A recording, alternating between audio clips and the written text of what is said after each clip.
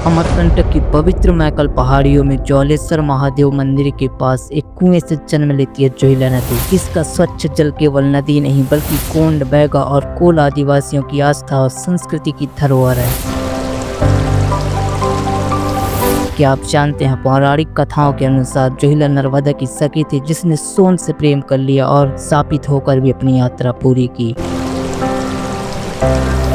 170 kilometre की यात्रा कर यह उमरिया के दशरथ घाट पर सोन नदी से मिलती है, जहां मकर संक्रांति पर लगता है विशाल मेला। आइए जोहिला की इस रहस्यमयी और पवित्र यात्रा का हिस्सा बने, जहां प्रकृति, संस्कृति और आस्था का अद्भुत संगम है। साथियों, जय भीम जोहार। आप सबका बहुत बहुत स्वागत है हमारे यूट्यूब चैनल जोहार टीवी बिरसिंहपुर में। दोस्तों, आज मैं एक ऐसी खूबसूरती को दिखाऊंगा जो आदिवासी समाज नेचर के सबसे खूबसूरत क्रिएशन में हजारों वर्षों से जीते आ रहे हैं। इस खूबसूरती को आप देखकर मंत्रमुग्ध हो जाएंगे। तो चलिए, मैं आज एक ऐसी खूबसूरती जो एक नेचर ने इस तरीके से आदिवासियों को गिफ्ट के रूप में सौंपा है, उसे देखकर आप खुद आश्चर्यचकित पड़ जाएंगे। तो आइए, आपको आज मैं उनकी सबसे खूबसूरत नेचर की सबसे खूबसूरत क्रिएशन को दिखाता हूँ।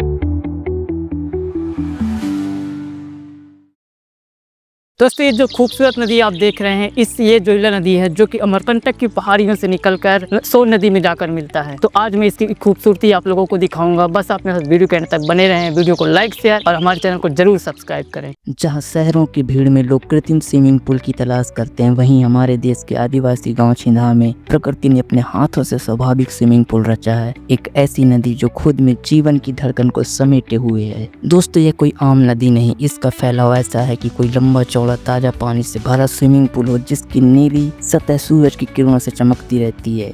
इसकी गहराई न तो डराने वाली है, न ही बहुत कम, बस इतनी कि बच्चे, बुजुर्ग, महिलाएं सभी इसमें सहजता से उतरकर तैर सकें, नहा सकें, खेल सकें। सुबह होते ही इस नदी का किनारा एक जीवंत दृश्य में बदल जाता है। औरतें अपने सिर पर कपड़े रखकर हंसते गुनगुनाते हुए पानी में उतरती हैं। बच्चे लहरों से खेलते हुए पानी में गोता लगाते हैं और हर तरफ से हंसी की गूंज उठती है, जैसे ये नदी केवल शरीर ही नहीं, आत्मा को भी शुद्ध कर रही हो। चारों तरफ हरियाली ही हरियाली, महुआ के झुरमुट और पहाड़ियों की गोद से निकलती ठंडी हवाएं। ऐसा लगता है मानो ये जगह खुद प्रकृति की गोद हो। और वहीं थोड़ी दूर पर हरे भरे मैदानों में आदिवासी अपने गाय बैलों को चराते दिखते हैं। नदी का किनारा केवल नहाने खेलने की जगह नहीं बल्कि पूरे समुदाय की साझा सांस्कृतिक भूमि है, जहाँ जीवन, श्रम और आनंद एक साथ बहते हैं। बरसात का मौसम आते ही ये नदी एक नए रूप में सामने आती है। इसका पानी अपने उफान पर होता है, तेज बहाव, गहराई और एक असीम ऊर्जा। लेकिन हैरानी की बात यह है कि इस नदी के साथ यहाँ के लोगों का रिश्ता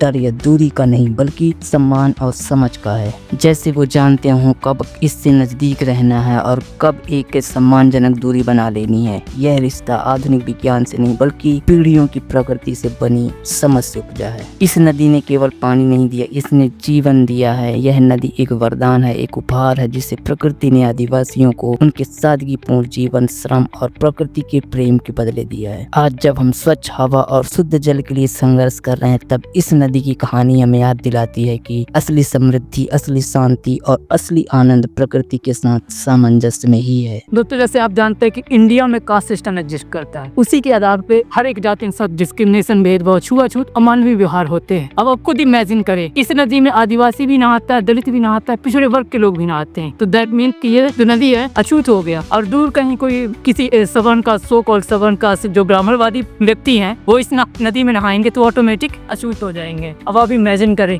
कि जाति अपने किस तरीके से अपने समाज में फैला हुआ जातिवाद। तो बहुत जरूरी है इस डिस्क्रिमिनेशन को खत्म करने के लिए, क्योंकि ये जातिवाद जो है वो अपने दिमाग में है।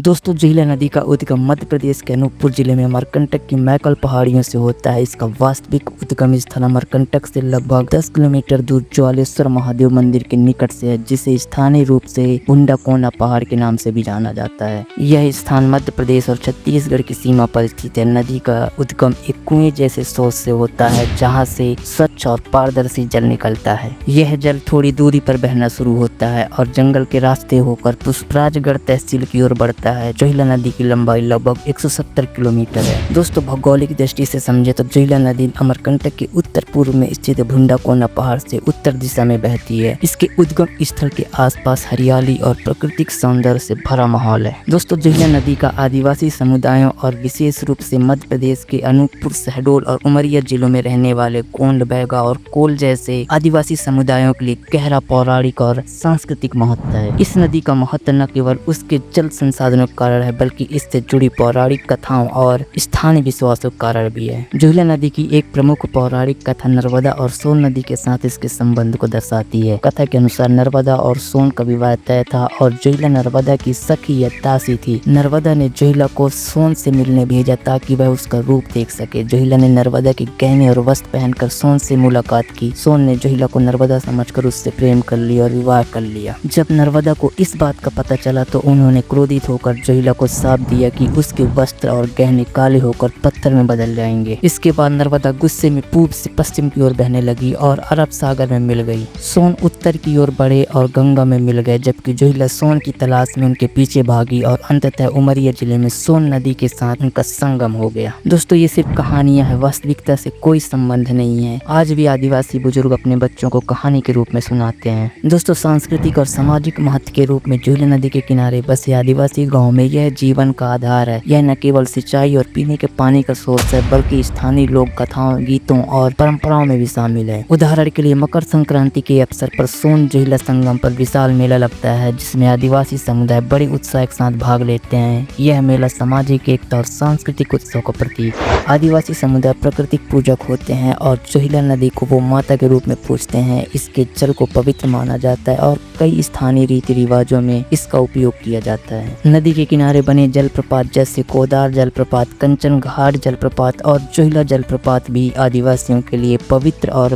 पर्यटन स्थल है। दोस्तों अब जोहिला नदी के संगम स्थल के बारे में समझते हैं। जोहिला नदी मध्य प्रदेश के उमरिया जिले के मानपुर तहसील में कोल्हारी गांव के पास दशरथ घाट पर सोन नदी से मिलती है। यह संगम स्थल धार्मिक और सांस्कृतिक रूप से महत्वपूर्ण है, जहां हर साल एक मकर संक्रांति के अवसर पर एक विशाल मेला आयोजित होता है। इस मेले में स्थानीय लोग और आदिवासी समुदाय बड़ी संख्या में शामिल होते हैं। जोहिला नदी का प्रवाह मार्ग अपने उद्गम स्थल से शुरू होकर पुष्पराजगढ़, राजेंद्र ग्राम, पाली, नौरजाबाद, तलैया, छिंदा, रायपुर और चचरिया जैसे गाँव और कस्बों से होकर बहती है। यह नदी लगभग 170 किलोमीटर की दूरी तय करती है और इस दौरान कई छोटी सहायक नदियों को समाहित करती है। दोस्तों इसी नदी में संजय गांधी ताप विद्युतीकरण को स्थापित किया गया है, जो कि जोहिला नदी का जल स्वच्छ और पारदर्शी है, जो स्थानीय पारिस्थितिकी तंत्र को बनाए रखने में मदद करता है। यह नदी शहडोल और उमरिया जिलों के सैकड़ों गाँव के लिए जीवन रेखा है। दोस्तों जोहिला नदी की यह कहानी केवल एक नदी की यात्रा नहीं, बल्कि प्रकृति, आस्था और आदिवासी संस्कृति का एक जीवंत दस्तावेज है। अमरकंटक की मैकल पहाड़ियों से निकलकर यह नदी गोंड, बैगा और कोल समुदायों के लिए जीवन और आस्था की धरोहर है। नर्मदा और सोन के साथ इसकी पौराणिक प्रेम गाथा में हमें यह सिखाती है कि प्रेम और समर्पण की राह में हर बाधा को पार किया जा सकता है। उमरिया जिले के दशरथ घाट पर सोन नदी से इसका मिलन और मकर संक्रांति का भव्य मेला हमें एकजुटता और उत्सव का संदेश देता है। जोहिला हमें याद दिलाती है कि प्रकृति और संस्कृति को संरक्षित करना हमारी जिम्मेदारी है। इस कहानी को समझने के लिए इसे अपने दिल में संजोएं और अपने आसपास की नदियों, उनकी कहानियों को जानें।